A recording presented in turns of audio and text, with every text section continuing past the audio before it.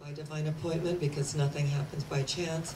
As I address our viewing audience, you tuned in at this moment because this is the moment you've been waiting for.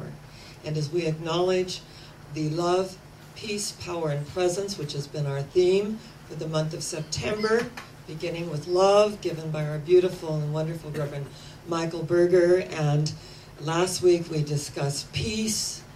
And today is the amazing topic of non-attachment, the power of non-attachment. It's a Buddhist term on some levels, but we call it in our way of life divine disengagement. And the divine disengagement is looking at things in our life that no longer serve us, that we've had such an energy charge on, that we suddenly get it. We release, we let go, we let God do what God does best by means of us, and we are on our path, putting one foot in front of the other. I knew that I had grown when I could release energy charges, that I could realize that I didn't have to take everything personally, and that every time I went to the football game and they got in a huddle, I realized they weren't talking about me, okay? I had really grown, yes. And the power of non-attachment energetically is such a gift. And a lot of people say, well, I just care too much to be non-attached. Well, you know, it's interesting. When we really care, we have compassion.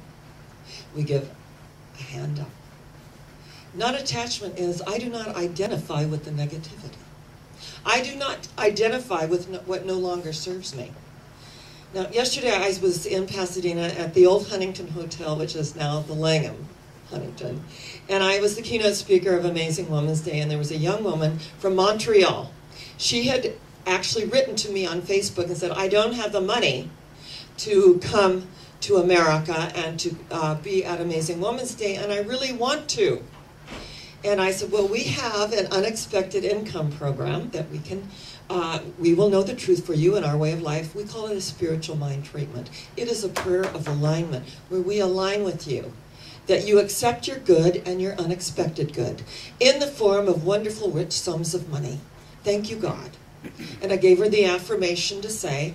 She wrote back and said that she would say it every day. And when I walked into the Langham Huntington, there she was. And she said, it worked, it worked. But she said, you know, I'm just so upset because my family's not happy for me. I'm demonstrating all of these things. I went to Paris, you know, and I went over here and I did this, and I'm creating the awakened woman, and I'm just feeling so good, but they're not happy, and they're accusing me of stealing money to get to where I need to go. I'm so upset, and I just feel like withdrawing. And I said, well, why would you ever do that? Why are you identifying with people who are not happy for you? And I told her the story, the crab story, that the fishermen say that they have this big bucket of crabs. And when one begins to climb out and just gets to the top ready to get out, they pull it back in because there is a comfort zone. And it's been proven statistically that our friends are really only happy for us if we ascend 10% above them, what they consider above them. And then if we go beyond, if they're not happy for us, we have to bless them, release them, and offer it up. Because not everyone is going to go where we want to go. And it doesn't mean we don't love them. It doesn't mean that we don't care about them. But we have to keep on keeping on with the still small voice that we hear. Life is a spiral. It's this amazing spiral. My family was never happy for me of any of my successes. They always tried to tear me down and to really say some very hurtful things to me. And it took me a long time to come to that place where I realized it had nothing to do with me. It only has what to do with us if we have an energy charge on it. If we have an energy charge on it, then we got more work to do. We have more work to do. And it came up to be healed. And the things in our physical body that come up, all the pain of childhood, the things that we carry around with us, it comes up so that, and it bubbles up so we can look at it, it surfaces, we bless it, it's done its perfect work, and we can let it go. We're all going to leave the planet eventually. But while we're here, to have a quality of life and to realize that we are working through our karma. When I was in Santa Fe, I went to a place called 10,000 Waves, and it's a wonderful spa, and it's just so beautiful up in the mountains, 8,000 elevation in Santa Fe. And I went to the front desk and I said, hello, I'm Dr. Sharon Stroud. I have an appointment today, and here is the spa package that I ordered. And he goes, oh my gosh, Dr. Sharon, you performed my wedding ceremony 19 years ago. And I said, are you still married? He goes, yes, and we have 2 beautiful girls. And I said, fabulous, I'm really happy to hear that. Well, I guess I get the family discount today. He goes, I guess you do. I love my Holy Woman discount.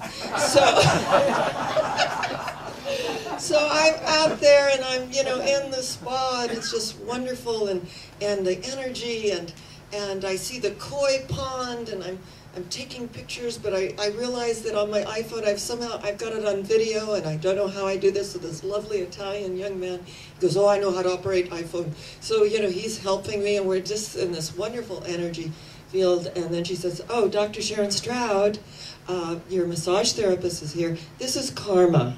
And I said, oh, good karma. He goes, for you. Fabulous. I love that. He was Tibetan. And he shared with me about his monks who were part of the Tibetan Buddhists, and sharing energetically what that was for them and how much he learned through them. And that eventually they left the order because it no longer served them. That they could realize that the energy and all that they learned had served them in their daily life, and it was time for them to move on. And that everywhere we go in life, we do create our soul community. It is so wonderful how that happens. And I was sharing last week that I met a 90-year-old woman who I spent the day with, who sent her driver, and we had this amazing connection, and went to dinner and had this great time. And as we were at dinner, she said, when I met you at Lucille's, there was no Mario's there, honey. It was Lucille's Clothing, and it said big sale, so I had to go in. And she was so radiant, and she was on a walker, and she'd fallen and broken her hip, and she was on the walker, and she said, I started to help her, and she goes, oh, don't help me. How will I ever become independent again? I go, all right, got it. And we just started talking about all things spiritual. And she said, when we were in Lucille's, and you were passing out your angels, and you gave to the girls that work there, and they were just so happy, and you gave one to me. And she said, remember my friend that was from Topanga? And I said, yes, and she was rather negative, and when I mentioned about the inn of the 7th Ray, she said, oh yeah, none of the locals go there. And, I said she was rather negative, and she kind of held herself back. She goes, well, after we got home, she said, the woman you met, Dr. Sharon, gave everyone an angel in the shop but me. And I said, isn't that interesting? I said, that must happen to her often. And she said, it does. And she proceeded to tell about this woman's very sad life, and that she's still attached to her story and the sadness of her life. And I said, think of all the angels that could be given to her if she'd let go of that story and get a new story, that today is a new day. That I have a friend that's 90 years old named Virginia, who is wonderful, that I have blessings in my life, and start focusing on the blessings of one's life and not be so attached to our story. That human attachment is ego. It's that I love you. I want your happiness, even if it isn't with me. I think that is profound. That we love each other so much that we want each other to be happy, even if it isn't with us. Because the truth is, there's only one of us. And that as we go along in life, if we do not feel served, the other doesn't feel served. It is this wonderful law of circulation, the energy, the give and take of life. The ancient Buddhist way they call it the 8 winds, where we have pain and pleasure, we have praise and credit, we have, joy and sorrow. They're the 8 paths. And one student wrote to his master and wrote a beautiful poem, and said, I have overcome the 8 winds that blow me hither and yon. I have overcome all these things. And he just wrote this amazing poem to his master, who lived up the Yangtze River, which was 300 miles away. And we received, after a few weeks, the reply to his poem. And it just said at the bottom of the page, burp, burp.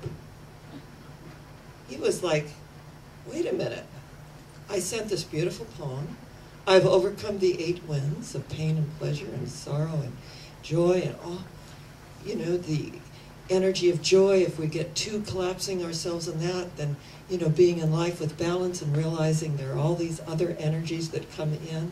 We can't be too attached to one or the other. We have to let it be at that moment. So the more he thought about it, the more it permeated his soul. And he took a trip up the Yangtze River, 300 miles. Several weeks. He finally got there. And he bowed to his master. And he gave him the note. I wrote you this beautiful poem, how I had overcome the 8 winds. And I received this response, burp, burp. I don't understand. And the master said, you say you have overcome all the 8 winds of joy and sorrow and pain and pleasure and credit and blame. But yet, 2 little burps blew you all the way up the Yangtze River. And here you are. In other words, we still have work to do if we're being blown about by the winds of change and what people say and do. That is them. We are where we are. And I had an experience that when I got back from Oxford, England, I flew into LA and I got this call from my daughter. It was a message and I listened to it. She goes, oh Mom, I just want you to process this before you get home. I'm just horrified by the whole thing. I just want you to process this. And, you know, you had everything reupholstered and the white satin couch reupholstered. And she said, I was on the phone and I felt something wet on 2 of the cushions and I couldn't figure it out. And you know, it had just come the day before. I couldn't figure it out. And then I looked at Tai and he'd wet his pants, but he wet on the couch and I'm just so horrified and you haven't even seen it. And then I took the cushions off and I put them in the washing machine. And then I called Alfonso, the upholsterer, and he goes, whatever you do, do not put them in the washing machine. And they shredded. They just shredded. Oh, I'm just horrified. You haven't even seen it. Oh my God. But I want you to process this. So by the time you get home, then I was so upset because I just put my hand on my head and said, what have you done? What have you done? What have you done? And he said, Mommy, forgive me. He's 3. Forgive me, Mommy, forgive me. Do you still love me? Do you still love me? Forgive me, forgive me.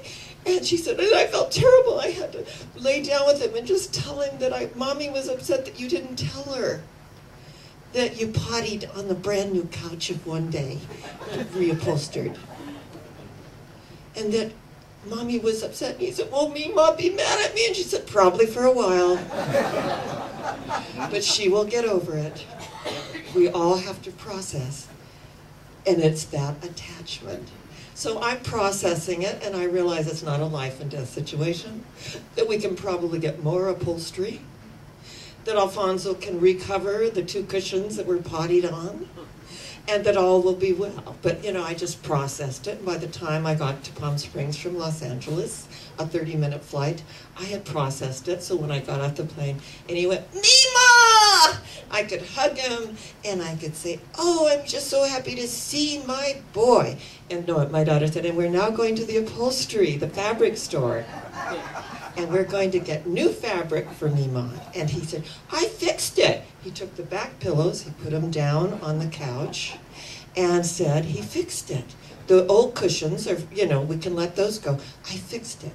In his mind, he was on the solution level. He covered the 2, you know, empty spots and fixed it. So we explained to him that those weren't the old cushions, those were the new cushions. Somebody pottied on them, and now we have to have them recovered.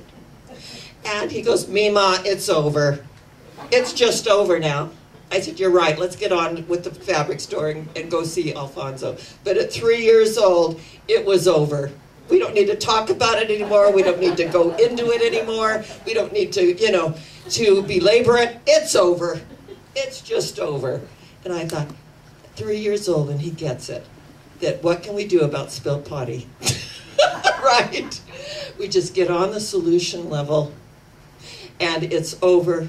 And we took it to Alfonso the next day, and Alfonso said, oh, it happens, I'll have it for you by Tuesday. And when I went to pick up my cushions, I said, how much? He goes, it's a gift. It's a gift. He was so darling that life gives us the gifts as we open the space to realize what is there we can do about it. If there's nothing we can do about it, we got to just accept what is. And if there is, we get on the solution level and we have it reupholstered again. All right? That the law of non-attachment, as we get attached to people, places, and things, it's all temporal. Every single bit of it is temporal. And when we understand the temporality of life, we celebrate each other. We let things go in a much more amazing way than we ever did before, because the truth is, you're as close to God as I'm ever going to get. And I am as close to God as you are ever going to get. And if I am in that place in me, and you are in that place in you, there is only one of us. That's all that matters. That we're here, that we're together, that stuff happens, and that we get on the solution level. And the opportunity that's there for us to get on that solution level. So as I was talking to Virginia at dinner in Santa Fe, I gave her a little card, our angel card, and I put an angel on it. I said, you give to your friend Maddie. She goes, oh, then she'll think I told you that she didn't get an angel. Then she'll be mad all over the place. I said, oh, good, she can still be the victim. Oh, good. We wouldn't want to disappoint her, would we? I said, don't tell her that I know. Just say, you know what? Dr. Sharon gave me an extra angel, and I want you to have it from me. Give it to her from you, because everyone deserves an angel. And the truth is, I should have been more aware that day when she was acting out and just handed her an angel that would allow her to put her over her heart where her dreams reside. I said, I'm going to be more aware of that. Subconsciously, I didn't give her an angel because, you know, I could feel her negative energy, but that should have been a trigger for me to give her an angel. So we all learn in this process, the process of non-attachment. He drew a circle that shut me out. But Love and I had the wit to win. We drew a circle that took him in. We learn to draw the larger circle. We release people, places, and things that no longer serve us because obviously they aren't being served. And those who are not happy for us are not happy for themselves. That we have enough love for everyone. Not that everyone has to be our intimate partner, but to salute the energy within them. Dr. Ernest Holmes said, love them and let them alone. That there are times when people need to come to themselves right where they are. So today I salute you, not quite as the world salutes you, but with profound esteem and the knowingness that we are all one and that we are going what? Higher yet. Where are we going? Higher yet. One more time. Higher yet. And so it is. God bless you.